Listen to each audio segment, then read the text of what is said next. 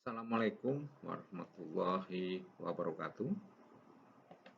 Dalam video kali ini, saya akan membahas tentang pembiayaan sindikasi. Ya, pembiayaan sindikasi ini sudah sering dilakukan perbankan syariah dalam rangka meningkatkan portofolio pembiayaan, khususnya pembiayaan di segmen komersial dan korporasi. Nah, nanti di dalam video ini saya akan bahas tentang pengertian, kemudian flow-nya, dan sebagainya. Nah, kalau dari sisi pengertian, ya, pembiayaan sindikasi itu,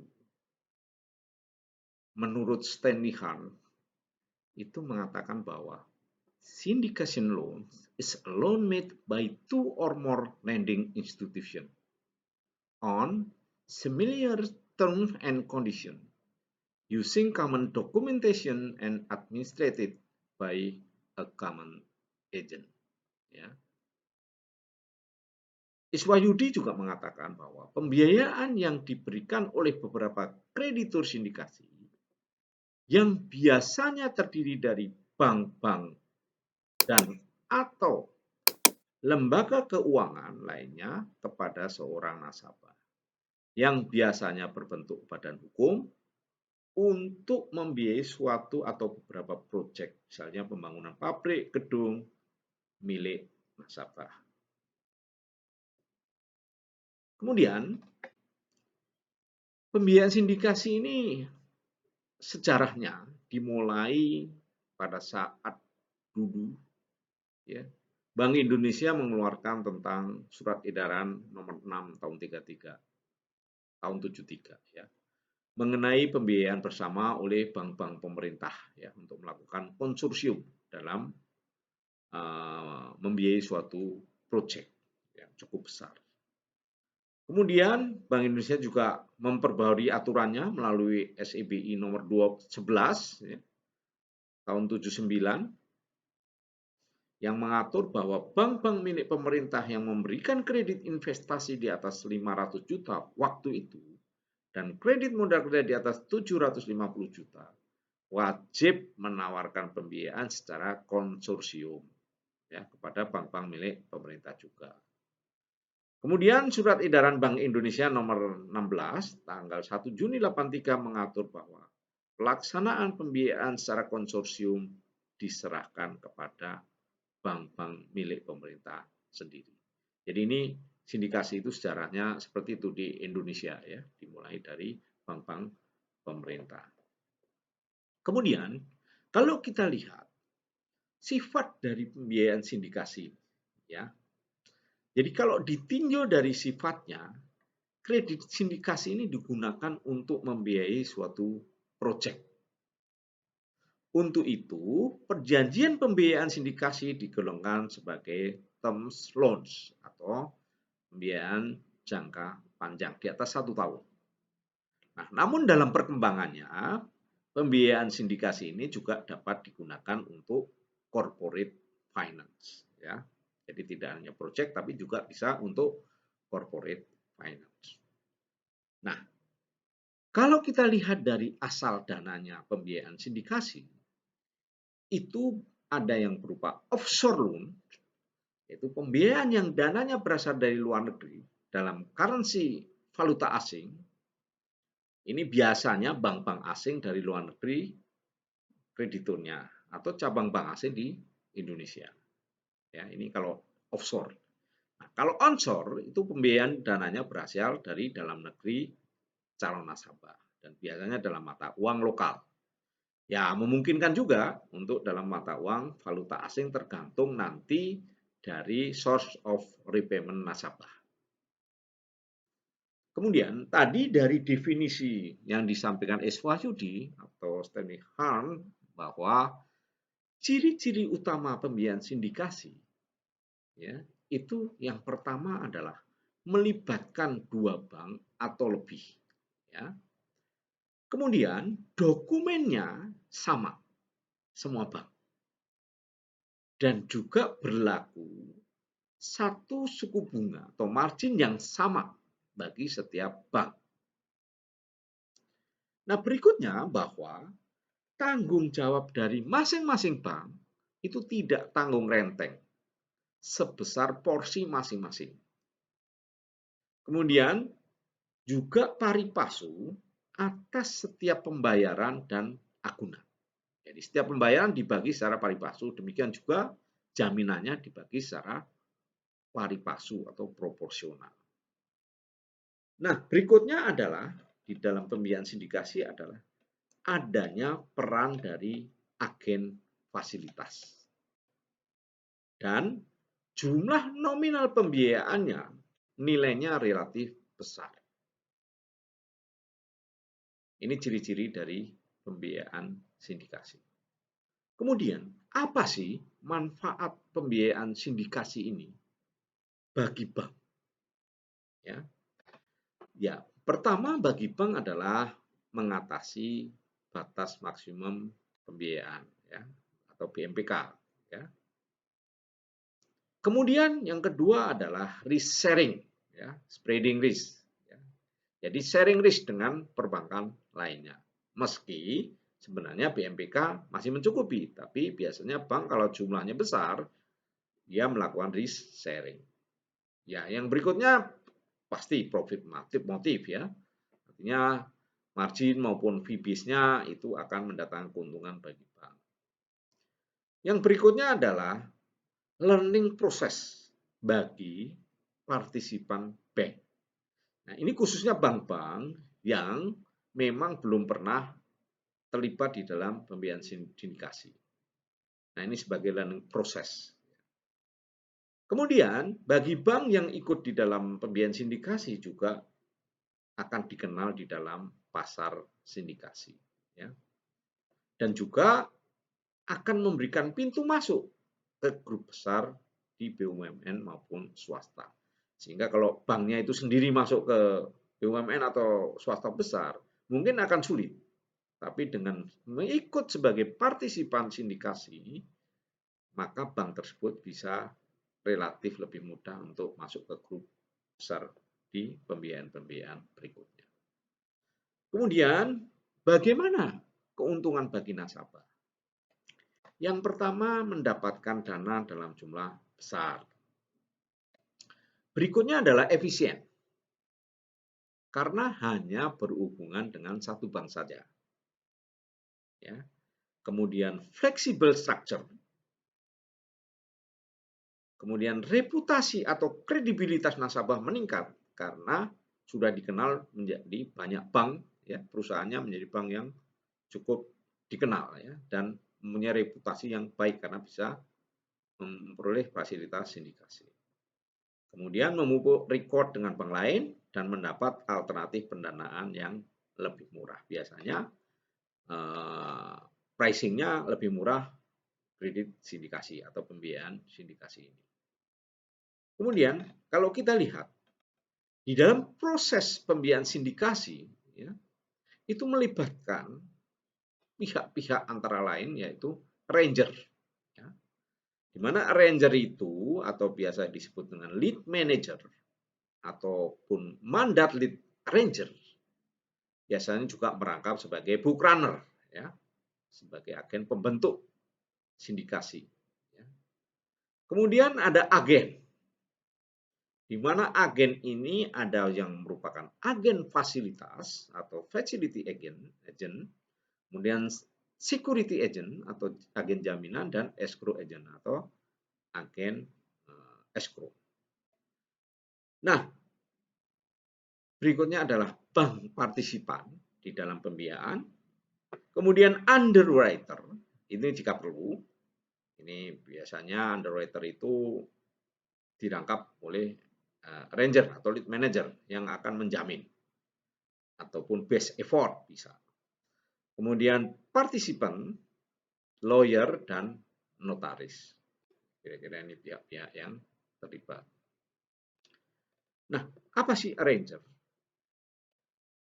Arranger adalah bank yang mengatur segala sesuatu dari mulai negosiasi dengan nasabah, kemudian proses pembiayaan untuk menyiapkan info memo dan menyiapkan dokumen sehingga aman bagi bank lain. Dan menawarkan ke bank partisipan dan memonitor sampai dengan penandatangan pembiayaan sindikasi dan publikasi. Biasanya ranger sekaligus lead dan book runner serta agen fasilitas sehingga tugasnya sampai pembiayaan lunas. Apa sih hak dan kewajiban arranger?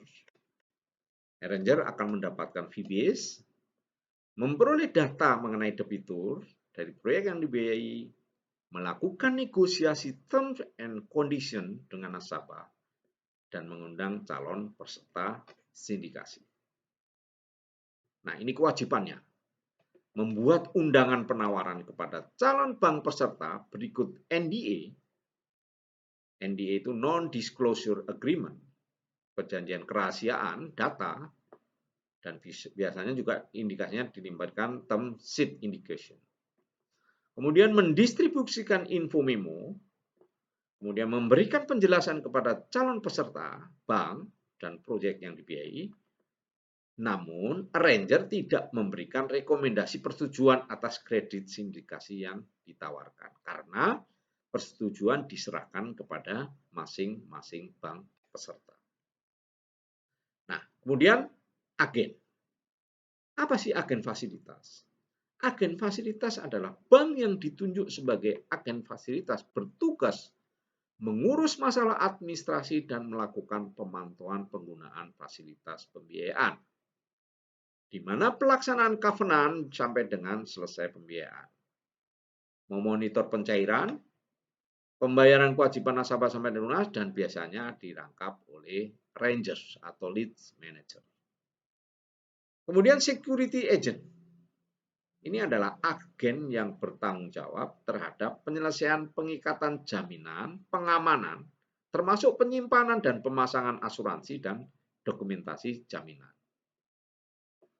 Nah, berikutnya adalah escrow agent, ya, agen escrow.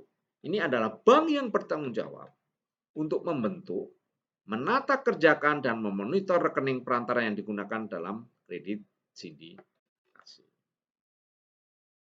Ini hak dan kewajiban agen mendapatkan fee. Nah, ini agen juga bisa mengundurkan diri setiap saat, ya. Kemudian kewajibannya mengadministrasikan intermediary party atau lain-lain sesuai perjanjian. Nah, ini kalau partisipan haknya memperoleh data debitur maupun proyek yang dibiayai, negosiasi term dan condition melalui arranger, memperoleh fee dan margin, dan hal lain diatur dalam perjanjian. Kewajibannya melakukan analisa pembiayaan, memberikan komitmen letter kepada arranger berdasarkan analisa dan keputusannya sendiri. Kemudian mentransfer dana pencairannya, dan lain-lain sesuai perjanjian. Nah, bagaimana flow pembentukan kredit sindikasi atau pembiayaan sindikasi? Jadi, pada saat pertama, nasabah akan menghubungi Bank A untuk mengajukan permohonan pembiayaan dalam jumlah besar atas suatu proyek tertentu. Setelah Bank A menerima data permohonan berikut menandatangani NDA, maka Bank A akan memberikan suatu term condition atas rencana kredit sindikasi, ya, yang nanti akan diberikan kepada nasabah. Setelah nasabah merasa cocok dengan term condition-nya, ya, maka PTX ini akan memberikan mandat, ya, kepada Bank A. Jadi ini tahap awal. Jadi nasabah ada Bank A diberikan mandat untuk membentuk suatu pembiayaan sindikasi, book runner. Nah, di dalam proses membuat term sheet atau nanti akan menjadi cikal bakal info memo, melibatkan juga notaris, ya, lawyer, dan appraisal. Ini akan dilibatkan dengan kesepakatan kedua belah pihak. Nah, setelah Bank A ini ditunjuk sebagai lead arranger, maka Bank A akan membuat info memo, ya, dengan dasar term sheet tadi, untuk sekaligus biasanya mengundang partisipan bank-bank yang berminat, sekaligus memberikan suatu tanda tangan NDA atau Non-Disclosure Agreement. Nah, kemudian Bank A, Bank C, Bank B, D ini, Bank C, Bank B, Bank D ini akan memberikan nanti suatu persetujuan pembiayaan. Di dalam proses persetujuan, negosiasi antara partisipan dengan nasabah itu melalui Bank A, melalui arranger. Nah, kemudian setelah sepakat, maka akan dilakukan akad ya, atau perjanjian pembiayaan jika semua sudah sepakat ya. Nah, kemudian dilakukan setelah akad adalah drawdown. Nah, drawdown karena Bank B ini sebagai agen fasilitas, agen jaminan dan escrow, maka pencairannya di drawdown melalui Bank B dan Bank B meneruskan ke Bank PTX. Demikian juga pembayaran pokok dan margin PTX dilakukan ke Bank B. Ya. Bank A ini setelah cair tugasnya sudah selesai sebagai arranger. Nah, berganti ke Bank B. Ya, kebetulan ini lead manajernya berlainan gitu ya. Nah, ini kira-kira flow pembentukan kredit sindikasi. Nah, bagaimana flow chart-nya? Ya, flow chart-nya yang pertama tadi surat permohonan nasabah, kemudian dilakukan analisa oleh lead manager dan berupa term sheet.